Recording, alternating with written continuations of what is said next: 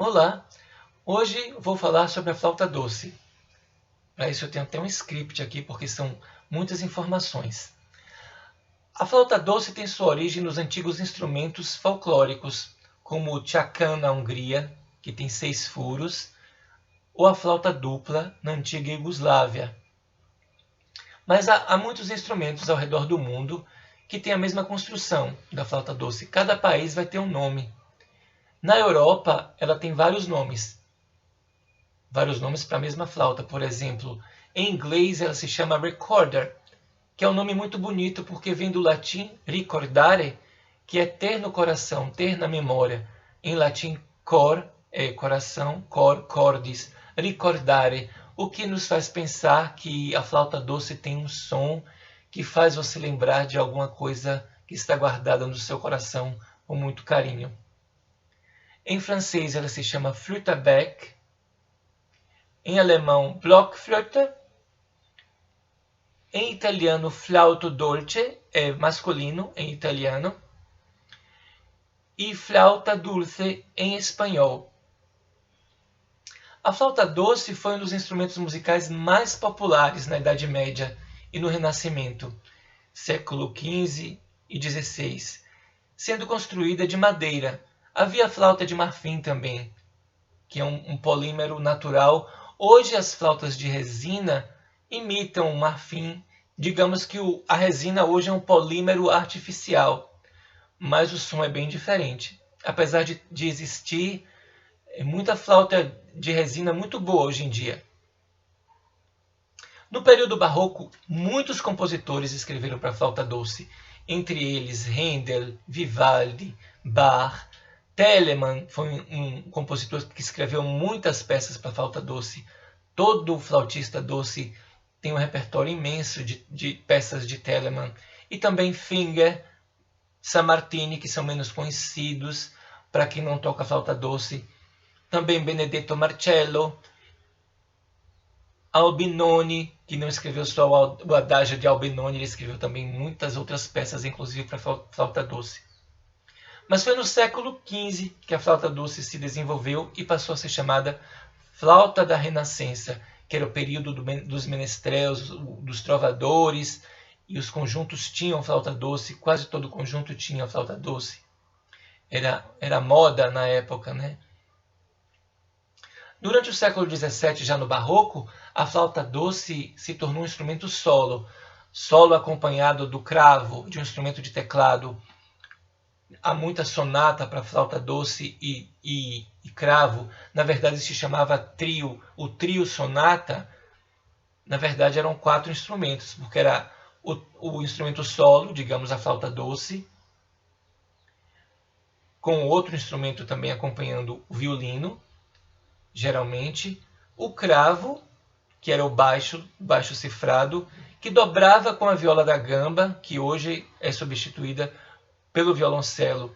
Mas tem muito grupo de música de época hoje que utiliza instrumentos de época e seguem essa formação antiga. Há flautas doces de diversas vozes ou tessituras.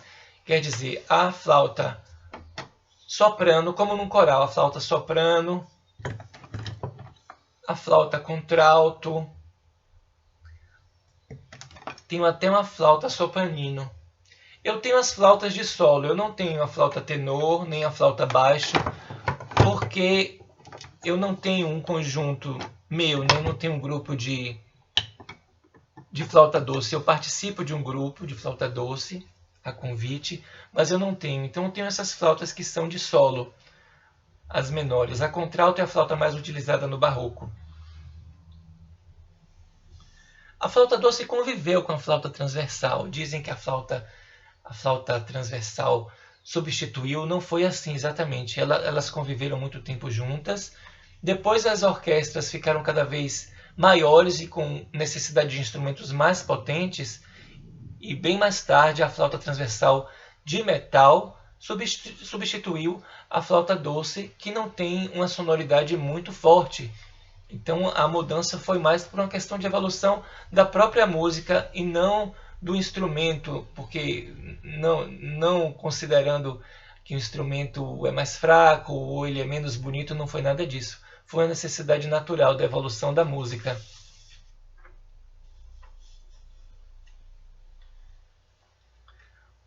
Um aspecto interessante a mencionar, que vocês já devem ter ouvido falar de flauta barroca, flauta germânica, digitação barroca, digitação germânica.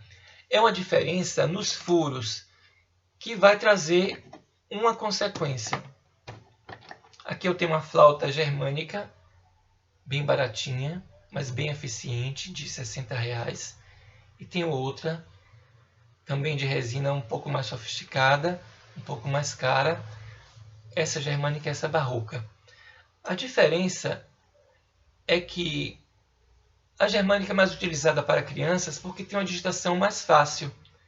Por exemplo, para fazer sol, fá, mi, ré, dó, você só vai tapar os furos, descer a mão tapando um por um, sem nenhuma posição complexa.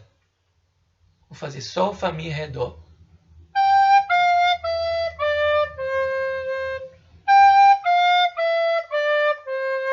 Vocês viram que eu só desci os dedos. Para a criança é ideal porque é mais fácil. Já a flauta barroca, ela tem uma digitação um pouco mais complexa. Eu tenho que fazer um dedilhado com 3 dedos, chamado dedilhado em forquilha.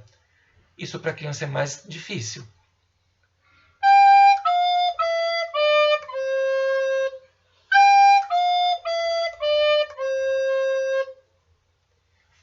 Mas para quem vai fazer meu curso no futuro e é adulto, eu indico a flauta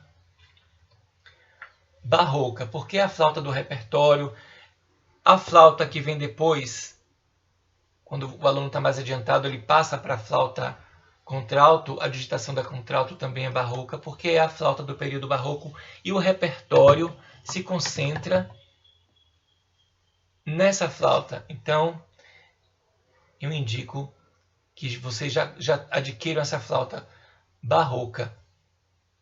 Então é isso por hoje. Eu fico por aqui, espero que tenham gostado e até a próxima.